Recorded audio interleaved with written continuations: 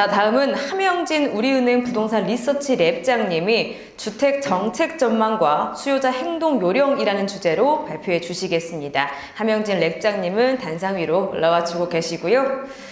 함영진 랩장님은 부동산 114 리서치 센터장과 직방 빅데이터 랩장을 거쳐 우리은행 부동산 리서치 랩장으로 근무하시며 시장의 신뢰를 받고 계신 대표 부동산 전문가이십니다. 현재 한국자산관리공사 발전자문위원회 위원을 맡고 계신다라고 합니다. 박수로 모셔보도록 하겠습니다.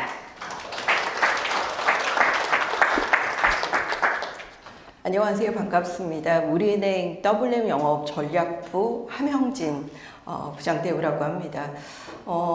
최근 주택시장이 굉장히 양극화되고 있죠. 우리가 과거 팬데믹 시절을 잠깐 회고를 해보면 기준금리가 0.5%대 그리고 과잉 유동자금이 있었고 또 사실 우리나라만 주택가격이 크게 상승한 것은 아니었습니다. 굉장히 글로벌리하게 주택가격이 상승했었고 20대 30대 주택시장이 유입되면서 영끌이나 패닉바잉이라는 움직임들도 구체화되기 시작했죠.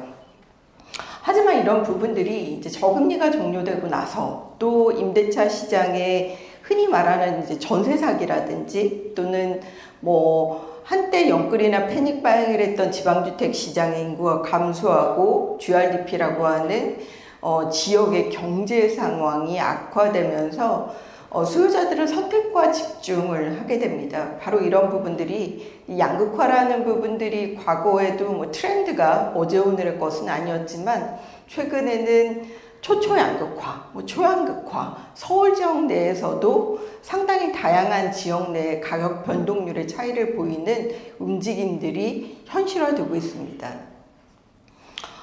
저는 은행에 있다 보니 자산 관리와 관련된 이제 고객 상담을 많이 하게 되는데요. 옛날에 비해서 시장과 관련된 수요자의 움직임들은 상당히 편중되어 있는 것 같습니다.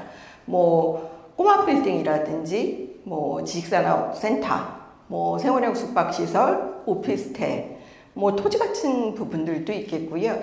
대표적으로 아파트는 공동주택이지만 공동주택이 들어가는 연립다세대나 사실 오피스텔이라고도 할 수 있고 아파트 굉장히 많은 상품들을 다뤘다면 요즘에는 꼬마 빌딩에 대한 수요는 많이 줄어든 것 같고요. 그리고 경기가 워낙 좋지 못하다 보니 이제 수익형 부동산이나 운용 수익을 극대화하는 전략보다는 상대적으로 시장에서 황금성이 있고 흔히 말하는 고급 유효 수요들이 몰려서 대기 수요가 탄탄하고 공급이 희소성이 있는 지역, 흔히 말하는 토지거래 허가 구역이 집중돼서 그 지역 내에 괜찮은 주택을 구입하려고 하는 아파트로에 쏠리면서 굉장히 강하게 나타나고 있는 상황인데요.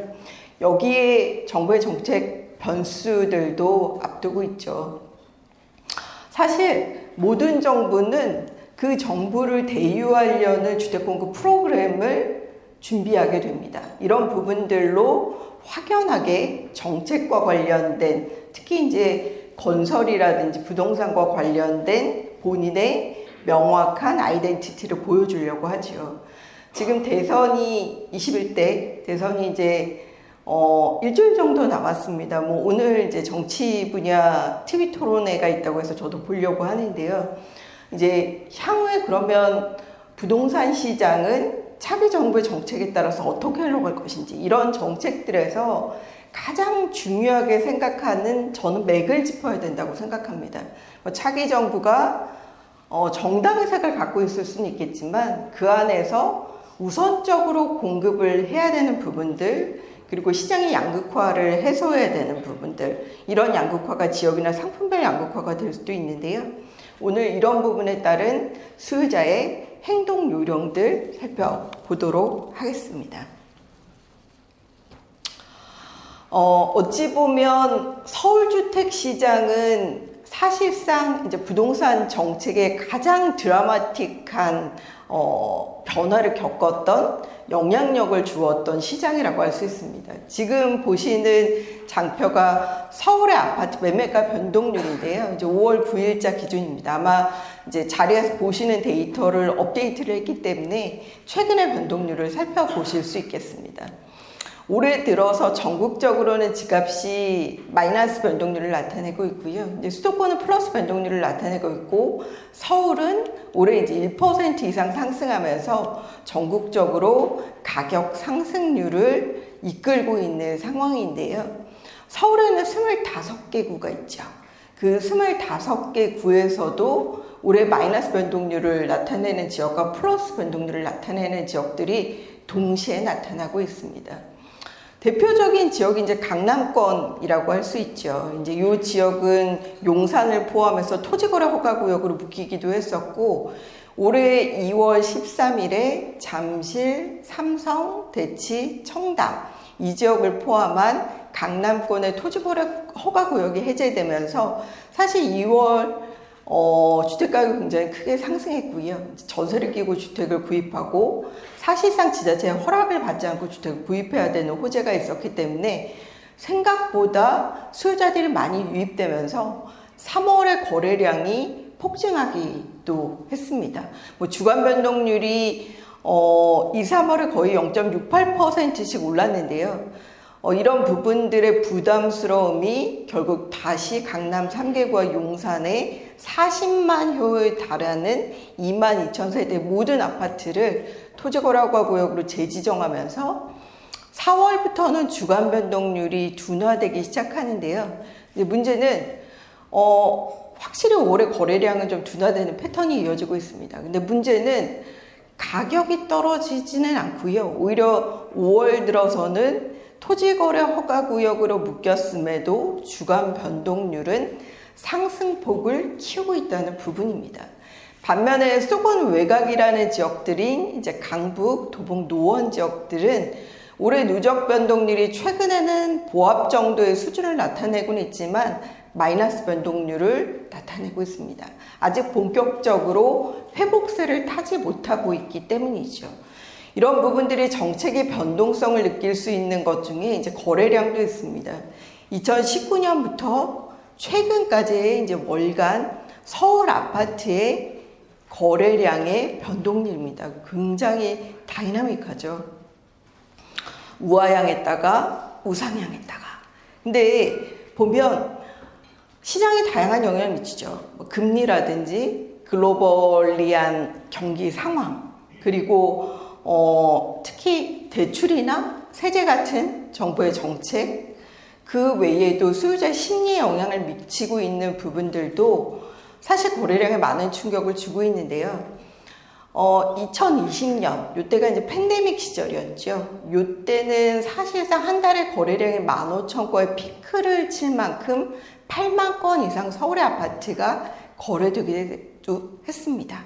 이런 거래량이 이제 2021년에 사실 선취 수요도 있었고 높이 상승한 가격 부담 때문에 거래가 이제 반토막이 났고요.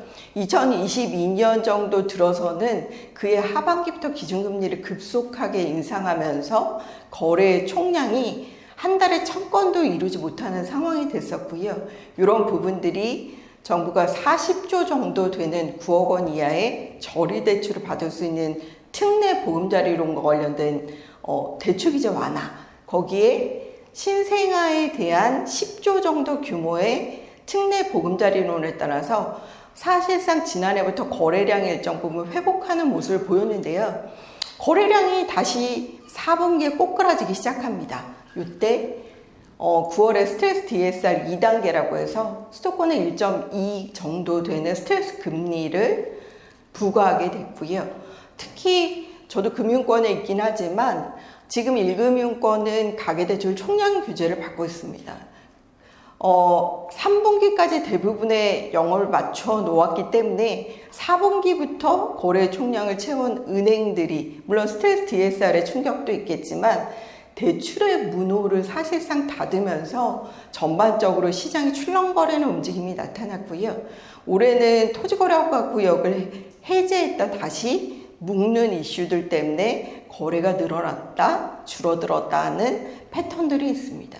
이런 부분들은 부동산 시장이 기본적으로 수급의 영향을 굉장히 강력하게 받더라도 정부의 정책, 그 정책과 유발하는 금융 환경의 변화, 그리고 경기에 따라서 시장이 언제든지 변동성에 노출될 수 있는 확률이 굉장히 높다는 것이겠죠. 흔히 정책에 따라서 물론 이제 어떤 정권이나 정당의 색채에 따라서 주택 가격이 오르는 것이 정해져 있다고 말하는 이슈들도 있습니다. 하지만 저는 꼭 그렇게 보지는 않습니다. 결과적으로는 큰 흐름이라고 할 수 있는 경기의 움직임 속에서 정부의 정책의 운용 방향에 따라서 주택의 가격의 변동률이 결정될 수밖에 없다고 보여지는데요. 노무현 정부의 주택 가격이 한국 부동산원 통계로도 거의 43% 임기 내 올랐죠. 대세 상승기라고 할 수 있겠고요. 이 당시 같은 경우는 사실 글로벌 금융위기가 이명박 정부에 있기도 했었지만 그 이전에 외환위기를 극복하고 규제 완화를 했었던 부분들, 거기에 공급 부족에 따라서 수도권 2기 신도시를 개발하면서 토지 유동 자금이 시장에 풀리면서 사실 주택가격이 급등했던 부분들도 있었고요.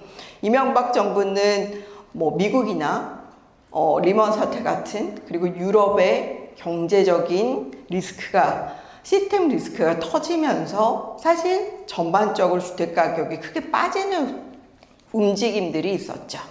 그리고 이걸 극복하기 위해서 박근혜 정부에서 다양한 규제 완화들이 있었고 결국에 가격 상승이 되기도 했었고요. 이런 부분들의 규제 완화가 결국에는 이제 문정부에서 특히 이제 코로나19라는 보건위기 속에서 저금리라든지 과잉유동 자금이 시장에 풀리면서 주택 가격이 또 크게 상승한 바 있습니다. 반면에 인정부에서는 주택 가격이 하락하기도 했었죠. 결국에는 저는 부동산의 일종의 이제 모닥불 같다고 생각이 됩니다. 흔히 이제 인플레이션 해칭할 정도의 주택 가격이 상승하거나 급격히 하락하지 않는 부분들이 가장 이상적이겠지만 이런 부분들은 언제든지 영향을 받을 수밖에 없죠. 그래서 정부 입장에서는 다양한 정책 수단을 가지고 시장에 개입하게 되는데요. 바로 이런 부분들이 부동산 정책에도 세금이라든지 대출, 그리고 정비사업이나 공급정책으로 시현되고 있습니다. 예를 들어 노무현 정부 같은 경우 주택가격이 굉장히 많이 오르니까 보유세의 실효세를 올린다든지 종부세나 양도세의 부담을 높이는 전략들이 있었고요. 글로벌 금융위기를 극복하려고 하는 이명박 정부, 특히 2009년 이때 이제 판교 신도시, 2기 신도시가 첫 입주를 하게 되는데요. 글로벌 금융위기랑 맞물리다 보니 제가 신문의 헤드라인을 지금도 기억하는데요. 판교를 망교라고 부르는 이슈들도 있더라고요. 지금 주택 가격이 ITBT, NT, 시티그룹이 굉장히 자족 기능이 많이 들어오면서 동판교 위주로 많이 오르지만 그 당시에는 사실 분양계약을 해지하는 수분양자들도 외환위기 때 나오기도 했었습니다. 요때 재건축이나 전매기준 완화라든지 종부세에 대한 규제 완화, 그리고 요 당시 미분양이 16만 호였기 때문에 미분양을 매입한 분들에게 조세특례 제한법에 따라 5년간 양도세를 감면하기도 했고요. 이런 부분을 올해 지금 이제 7만 호 쌓여 있는 지방주택 시장에도 사실 이제 준공업 미분양에 대해서 1세대 1주택 특례만 주고 있거든요. 이게 아니라 양도소득세를 본격적으로 완화해야 된다는 시장의 의견들이 동시에 나오는 부분들이 과거 이런 정책을 펼쳤기 때문입니다. 박근혜 정부에서는 역시 이제 재건축과 관련된 지금 허용연한을 이제 30년 정도로 완화하는 부분들, 그리고 취득세율, 종부세에 대한 기준을 완화했고요. 이제 문재인 정부에서는 대표적으로 수도권의 주택 규제를 피해서 지방주택 시장을 유동자금이 내려가면서 이제 지방까지도 규제 지역을 선정했죠. 거기에 다주택자나 재건축을 갖고 있는 사람들에 대한 초과이익 환수를 본격화하기도 했고요. 지금 임대차 시장의 1+1이라고 하는 거나 5%의 상한제와 관련된 임대차 보호법이 강화된 게 이쯤이었습니다. 그 반면에 공시가격을 2020년으로 회귀시킨다든지 또는 일기 신도시 선도지구 다주택자에 대한 조정 대상 지역의 양도소득세 한시 면제를 사실 내년 5월 9일까지 하고 있는데요. 중과를 일반세율로 낼 수 있는 것들, 이런 부분들을 규제 완화가 일정 부분 되고 있지만 역전세라든지 또 경기에 대한 위축 때문에 사실 윤 정부에서는 주택 가격이 떨어지기도 했었습니다. 그러면 차기 정부는 어떨까요? 차기 정부는 사실 뚜껑은 열어봐야 되는 부분이겠죠. 6월 3일. 근데 저는 기본적으로 큰 골간은 이미 정해져 있다고 보여집니다. 그 중에 대표적인 부분들이 저는 수도권은 수요를 좀 억제하는 방향. 물론 지금 공급이 안 좋기 때문에 공급을 확대하는 정책들이 있겠지만 결국에는 위축된 지방주택 시장은 부양하고 수도권의 일정 부분 수요를 억제하는 투트랙 전략인 지역별 양극화를 해소하는 정책들이 상당히 우선시될 거라고 보여집니다. 지금 보시는 것들이 아파트 실거래가, 매매된 실거래가를 2020년부터 2025년 5년간 전국의 광역시를 포함한 주요 지역의 호당 평균 매매가의 변동 폭을 살펴본 것입니다. 수도권 중에서도 서울 같은 경우는 사실상 2021년부터 평균 호당가가 10억을 넘었고요. 최근에는 14억에 육박하면서 그 당시에 2020년 주택을 구입했다면 평균적으로 4억 5천 이상 주택 가격이 상승한 패턴들을 확인하실 수 있습니다. 반면에 같은 시기 세종시와 대구의 주택을 매입했다면 오히려 5년 전보다 주택 가격이 하락해서 인플레이션 해칭을 못하는 움직임들이 나타났죠. 특히 부동산 시장은 학습 효과가 굉장히 큽니다. 그리고 아직은 다주택을 매입하면 세금에 대한 부담이 굉장히 크죠. 그런 상황에서 소유자들은 선택과 집중을 할 수밖에 없고요. 결국에 이런 부분들이 양극화를 만들어내는 상황이 되었습니다. 기본적으로 인플레이션 해칭을 못하는 지역에 대한 수요자의 유입은 쉽지는 않을 것으로 보여집니다. 그렇다면 정부는 더욱 강력하게 지방에 대해서는 인센티브를 줄 확률이 있고요. 지금도 인구 소멸적 90여 개 지역에 대해서 공시가격 4억 원 이하의 주택에 대해선 1세대 1주택 특례를 하지만 저는 이 규제를 더 완화할 수도 있다고 보여집니다. 시쳇말로 1주택자가 세컨하우스를 지방에 구입하는 것 외에 사실 다주택 규제를 아예 풀 수도 있는 이슈들도 있고요. 이미 지방에 공시가격 2억 원 이상의 주택을 추가적으로 매입할 때 사실상 주택수에 포함하지 않습니다. 이런 부분들 외에 준공의 미분양 주택 외에도 거점 개발이라든지 최근에 스트레스 DSR 3단계 적용해서 지방 같은 경우는 2단계인 0.75% 스트레스 금리를 적용하는 것들을 했지만 시장 상황이 더 어렵다면 일정 부분의 여신 규제도 조금 더 나이브하게 풀 수도 있다고 보여집니다. 그렇다면 지방의 규제를 굉장히 완화하기 때문에 지방 주택 시장에 수요자들을 집중해야 될까요? 저는 그러기에는 좀 쉽지는 않다고 보여집니다. 결국에 규제의 폭이 일정 부분 차이가 난다고 하더라도 사실 일정 부분 교통이라든지 행정 기능의 이전과 관련된 세종시의 일정 지역을 제외하고 그리고 요즘 이제 방산주 아니면 흔히 말하는 조선주 산업의 일정 부분 기능이 있는 지역들 세종시나 울산 주택가격이 상승하는 일부 지역을 제외하고는 사실상 단기의 주택시장의 회복은 지금의 미분양 5만 호를 해소하고 또 내년에 입주 물량이 감소하면서 공급에 대한 과잉 리스크가 지방의 일정 부분 줄지 않고서는 단기간에 수요 회복은 쉽지는 않다고 보여지고요. 그런 면에서 당분간 수도권, 특히 이제 서울 지역의 수요자 선호는 좀 이어질 것으로 보여집니다. 그렇다면 수요자는 어느 지역을 선호할까요?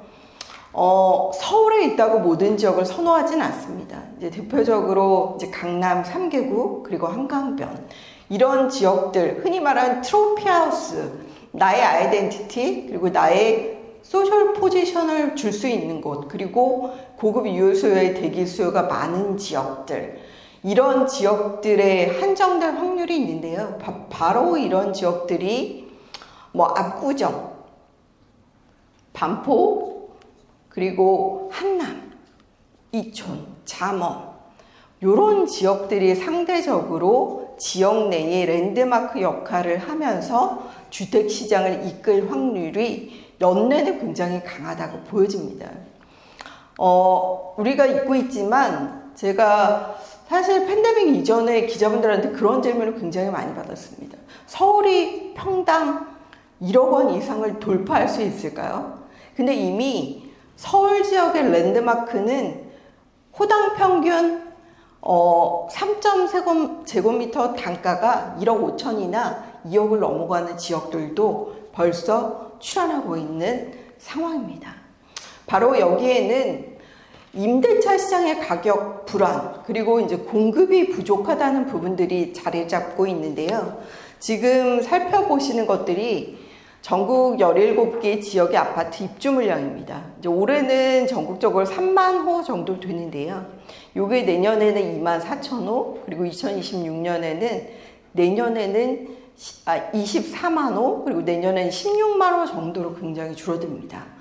서울과 같은 메가시티 인구가 경기나 인천으로, 그리고 충남, 충북으로 일부 내려가고 있다고 하더라도 현재 940만 정도 됩니다. 근데 내년에 서울의 아파트 입주 물량이 12,000호 정도 되고요. 그리고 경기도 같은 경우는 이미 올해 10만 호에서 6만 3천 호, 그리고 내년에는 5만 호 정도로 아파트 입주 물량이 급감할 예정입니다. 특히 주택시장 공급의 가장 큰 특징은 공급의 비탄력적 성격입니다. 그러니까 단기에 공급을 뽑아낼 수 없다는 것들이죠. 그리고 용도를 쉽게 변경할 수 없다는 것들. 그러니까 적어도 토지 작업에서 분양과 입주를 거치기는 5년 이상, 길게는 10년 이상의 시간이 필요하다고 보여집니다. 단기 이 간극을 메울 수 없다고 본다면 사실상 정부는 입주 물량 감소에 따른 전세 가격의 불안, 그리고 서울이나 수도권의 가격 불안, 이런 부분들을 고려했을 때 임대차와 관련된 규제 완화를 하기는 쉽지는 않다고 보여집니다. 예를 들어 임대차 입법을 개정한다든지, 또는 상대적으로 오히려 주택임대차 보호법을 추가적으로 강화할 수 있는 이슈들도 있겠죠. 다만 단기적으로 공급을 증가시키기 위해서 이제 건설임대 외에도 매입임대를 확대한다든지, 매입임대의 민간 사이드, 지금은 이제 아파트를 임대 사업을 하지 못하게 하고 있는데요. 이런 부분은 지방에서는 아파트 매입임대까지 할 수 있도록 일부 규제를 풀어줄 확률이 일정 부분 있다고 보여집니다. 서울 지역의 강세는 저는 연내에 이어질 거라고 보여지는데요. 이게 서울 아파트의 기존 재고 아파트의 노후도를 표시한 겁니다. 색깔이 진할수록, 초록색이 진할수록 노후 아파트, 30년 초과 아파트가 밀집한 것인데요. 여기 이제 노원이라고 할 수 있겠죠. 강북 지역에서는. 여기에는 이제 송파 지역, 그리고 압구정, 그리고 반포자몬, 특히 여기는 이제 여의도 일대라고 할 수 있겠고요. 여기 목동이라고 할 수 있죠. 이미 서울 지역에 30년 초과돼서 재건축을 해야 되는 단지가 10채 중에 3채 정도 됩니다. 25년 이상의 노후화까지 포함하면 10채 중에 4채 정도는 재건축이 필요한 상당히 노후한 주택이 이미 사실 현실화된 상황입니다. 이런 상황에서 어떤 정부가 정책과 관련된 프로그램을 펴더라도 공급 정책을 절대 소홀히 할 수 없다고 보여집니다. 대표적으로 서울의 결국에 만성적인 택지 구등난을 해결하기 위해서는요, 이제 정비사업과 관련된 규제 완화, 용적률이나 건폐율을 일정 부분 완화하거나 수도권 외곽의 그린벨트를 해제하는 부분들도 저는 현실화할 수 있다고 보여집니다. 다만 수요자 입장에서는 어떻게 선택을 해야 되냐, 주택가격이 오르는 지역만 오르기 때문에 과연 이 지역이 물론 최근 과거에 저렴하게 수주했던 이런 단지들에서의 분양, 그러니까 건설 원가 이런 부분들이 최근에 내년부터는 좀 많이 건설사들이 해결되면서 건설주도 최근에 좀 주식시장에서 오르고 있다고 하긴 하는데요. 기본적으로 인플레이션에 대한 이슈도 있고요. 물론 이제 규제 지역을 정부가 수도권의 서울의 집값이 불안하면 토지거래구역, 조정대상 지역, 투기지역, 투기과열 지구를 추가적으로 설정할 수 있다고 보여집니다. 근데 이걸 무분별하게 막 할 수 없는 게요. 사실상 투기과열 지구를 설정하면 이제 민간 부분에 분양가 상한제를 적용하게 됩니다. 그러니까 분양가 상한제를 적용한다는 거는 사실 공급자의 공급 의지를 꺾게 되는 거예요. 이런 부분들 때문에 어찌 보면 이런 지역에서 상대적으로 고분양가를 감당할 수 있는 정비사업의 청약 수요가 몰릴 수 있고요. 이런 지역만 정비사업에서 수요자들이 올라가면서 가격이 상승하는 패턴들이 이어질 수 있다고 보여집니다. 근데 문제는 이런 메인스트림들이 대부분 재건축이라는 것들이죠. 그리고 생각보다 가격이 쉽게 빠지지 않을 겁니다. 그렇다면 재건축 초과이익 환수의 규제를 완전히 폐지할 수 있냐? 저는 그건 사실 쉽지는 않을 것으로 보여집니다. 물론 규제를 일부 완화할 수는 있겠죠. 그리고 상대적으로 수도권의 일기 신도시의 선도지구도 지정을 했지만 정비사업의 속도를 낼 확률이 굉장히 높다고 보여집니다. 아마 하반기부터는 분양 공급이 조금은 좀 늘어날 것으로 보여지죠. 최근 이제 대선 이슈도 있겠고요. 모든 이슈를 거의 블랙홀처럼 빨아들이고 있으니까 사실 공급 시기를 정하기 건설사들도 쉽지 않은 상황입니다. 근데 강남이나 메인 지역들은 이제 분양가 상한제가 적용되기 때문에 분양가가 저렴하다는 장점이 있어요.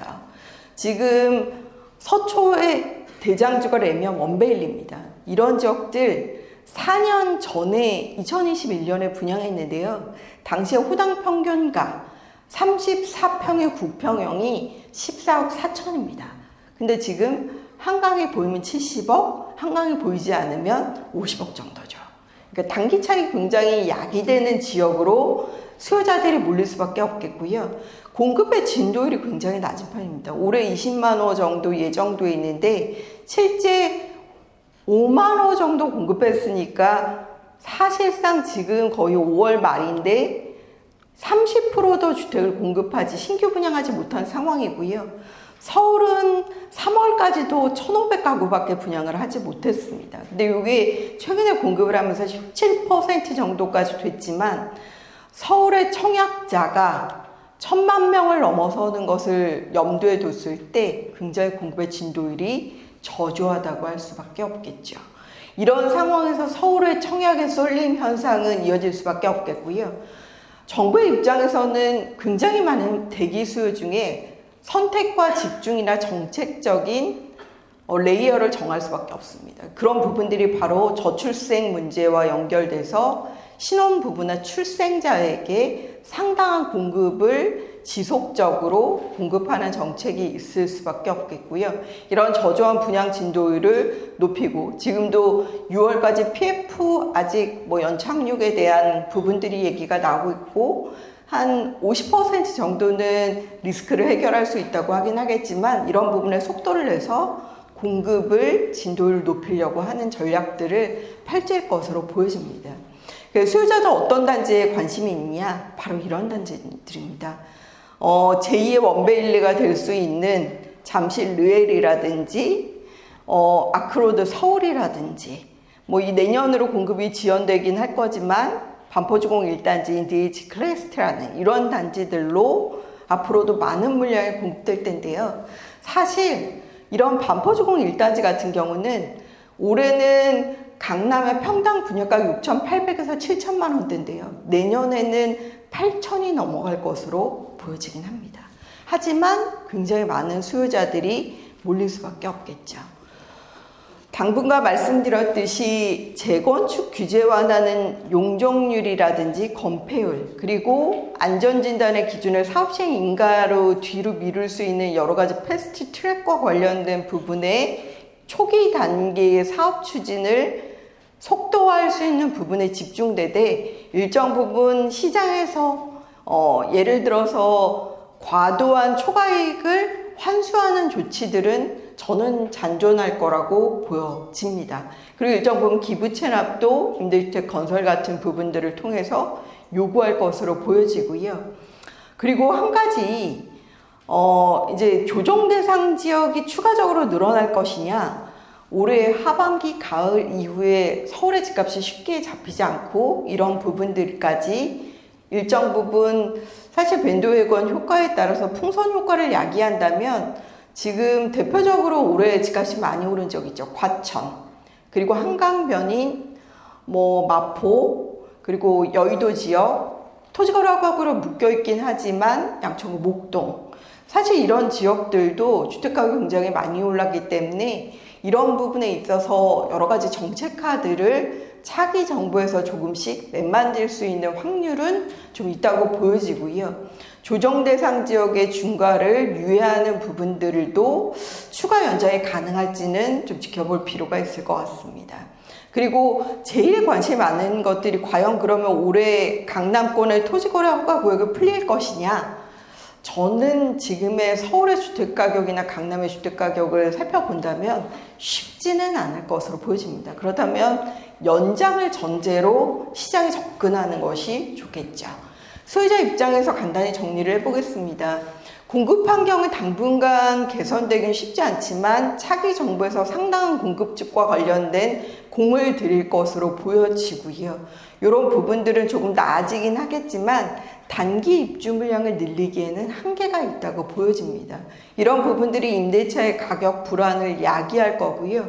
수요자의 입장에서는 주요 지역들, 특히 서울과 같은 지역이나 경기도에서 분당 같은 지역, 과천, 그리고 하남, 용인, 이렇게 주택가격이 일정 부분 올라가고 호재가 있는 지역에서는 전세 가격이 상승한다는 것은 매매 가격 하락을 방어하는 역할을 할 것으로 보여집니다. 금융 환경은 사실 기회 요인과 위험 요인이 동시에 존재하지만 스트레스 DSR도 지난해와 같은 충격을 주기에는 3단계가 쉽지는 않다고 보여집니다.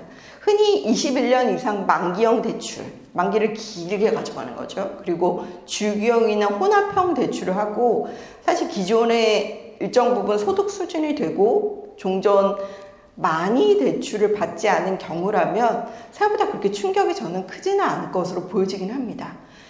대신 금리 인하의 속도는 지금도 사실 트럼프 정부가 오락가락하고 결국에는 저희도 금리는 미국과 연동할 수밖에 없다고 보여지는데요. 금리 인하 속도는 조금 더 느려질 수 있기 때문에 이런 부분들도 지켜보실 필요가 있고요. 당분간은 똘똘한 채 상급지 갈아타기, 지방보다는 수도권 그리고 서울 지역 내에서도 외곽보다는 강남 지역에 수요자들이 쏠리는 움직임들이 이어질 것으로 보여집니다. 수요자 입장에서는 안전자산이 굉장히 중요하죠. 내 자산은 굉장히 중요합니다. 여러 가지 인간의 고통이 있는데요. 특히 자산 시장에서 가장 큰 고통이 손절입니다. 손절. 그러니까 누구나 자기 자산이 사실 떨어지는 걸 바라는 사람은 없죠. 어찌 보면 부동산이라는 게 굉장히 아이러니하지만 모든 자산은 인플레이션 해칭의 이슈도 있을 수 있겠지만 감가상각에서 자유로울 수 없습니다.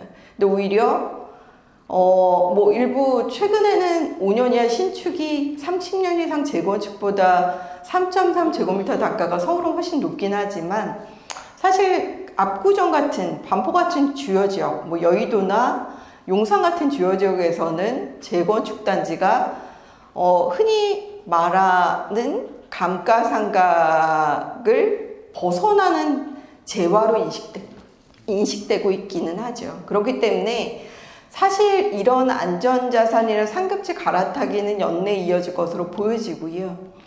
그리고 말씀드렸듯이 재건축은 고분양가와 수요를 감당할 수 있는 지역이냐에 따라서 접근하시는 것이 좋겠습니다. 왜냐? 단기에 너무 많이 급등했기 때문입니다. 그리고 사실 인기 지역은 뭐 청약 경쟁률이 100대 1, 150대 1도 나오는데요. 같은 서울 지역이라도 수민의 경제율이 10대 1도 되지 않은 지역들도 있기도 합니다. 그리고 역시 공급 감소는 신축이죠. 그 지역 내 랜드마크도 좋지만 지역 내 장기적으로 임대차의 회전율이 좋은 신축, 이런 부분들도 살펴보실 필요가 있겠고요.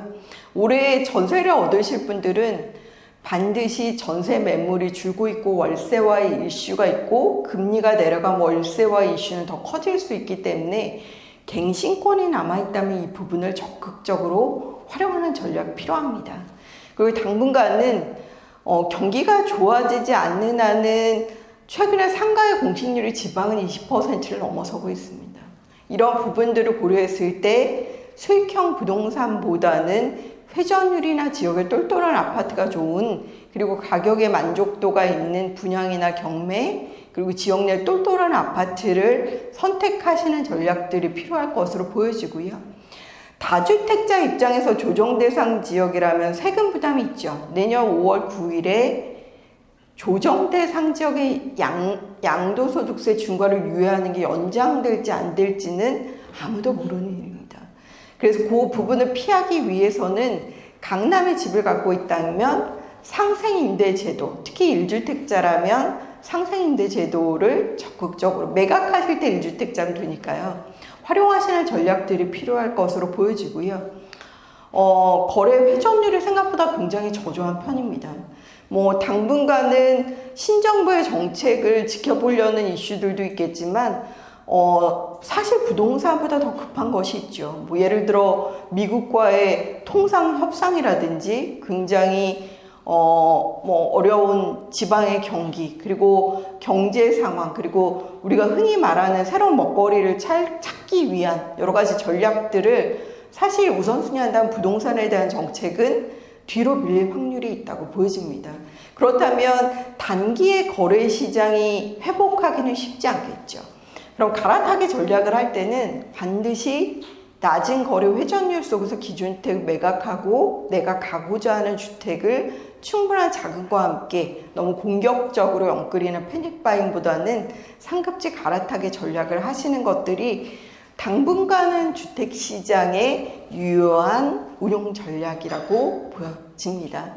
지금까지 이제 신정부의 부동산 정책에 대해서 제가 예상하는 부분들을 말씀드렸고요. 그에 따라 소유자들이 어떤 행동 요령을 해야 되는지 간단히 브리핑 드렸습니다. 경청해 주셔서 고맙습니다. 마치도록 하겠습니다.